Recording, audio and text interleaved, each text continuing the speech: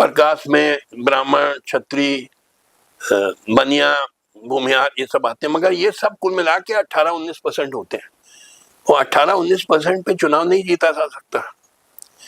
तो एक और तबका चाहिए बीजेपी को चुनाव जीतने के लिए। 31-32% आपको वोट जरूरी होता है, 18-19% पे आप जीत नहीं सकते हैं चुनाव। तो ये 14-15% का हो तबका कहां से आया?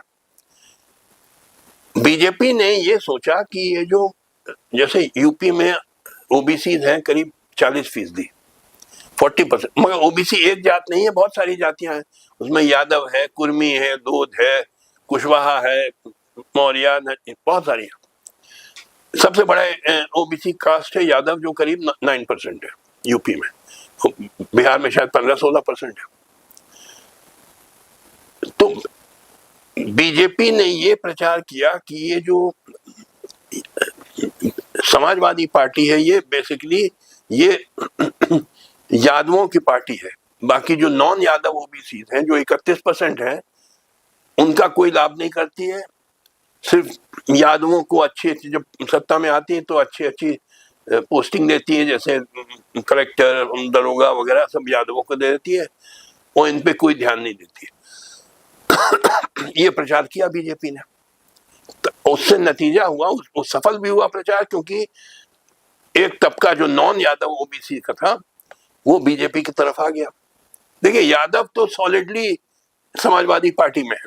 मैंने एक बार मजाक में कहा कि और पार्टियों में तो आपको दरखास्त देनी पड़ती है उसका सदस्य बनने के लिए, मगर समाजवादी पार्टी यादव को कोई दरखास्त, आप पैदा हुए आप सदस्य होगा। मजाक में कहा मैंने, मगर हकीकत यह कि almost 99% Yadav are with Samajwadi Party. वो कहीं चस से मस नहीं हूं। जैसे upper caste, Hindu upper caste BJP में रहेगा, वो कहीं चस से मस नहीं होगा। जब बीजेपी कितना भी कुकर्म करे मगर पंडित जी उनके साथ रहेंगे, क्योंकि अयोध्या मंदिर बना दिया।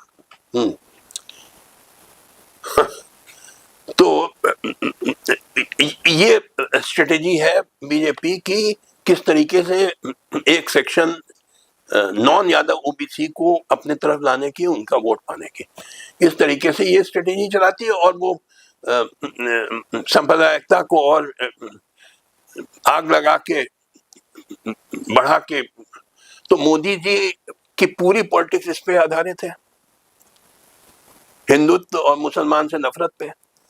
तो क्या मोदी जी एजेंट नहीं है वेस्टर्न पावर्स के, जिनका काम ये है कि इंडिया एक विकसित देश नहीं बन सके, और उसका तरीका है कि लड़ाओ हिंदुस्तानियों को आपस में। Modi is nothing but an agent of the western powers. आप समझे ना जी। तो मैंने आपको बता दिया, मोदी जी का हकीकत बता दिया आपको। आप लोग बातें देखिए, आप लोगों को तो ये मालूम ही नहीं है कि ये दुनिया दो दुनिया है, और जो विकसित देश है उनमें ये गुप्त सिद्धांत कभी बताएंगे नहीं आपको। ये बहुत गुप्त रखते हैं कि अविकसित देशों को किसी हालत में, किसी सूरत में नहीं हम विकसित होने देना, क्योंकि वरना अगर हो जाएंगे विकसित तो इनके पास सस्ता श्रम है ना, उसके वजह से ये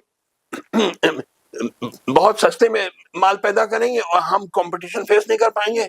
क्योंकि देखिए अमेरिका में बड़ा महंगा लेबर है, मैं तो जाता हूँ अमेरिका बहुत, वहां जो सफाई करने के लिए औरत आती है घर में, क्लीनिंग वूमन, जैसे आपके यहाँ जमादार आता है जी।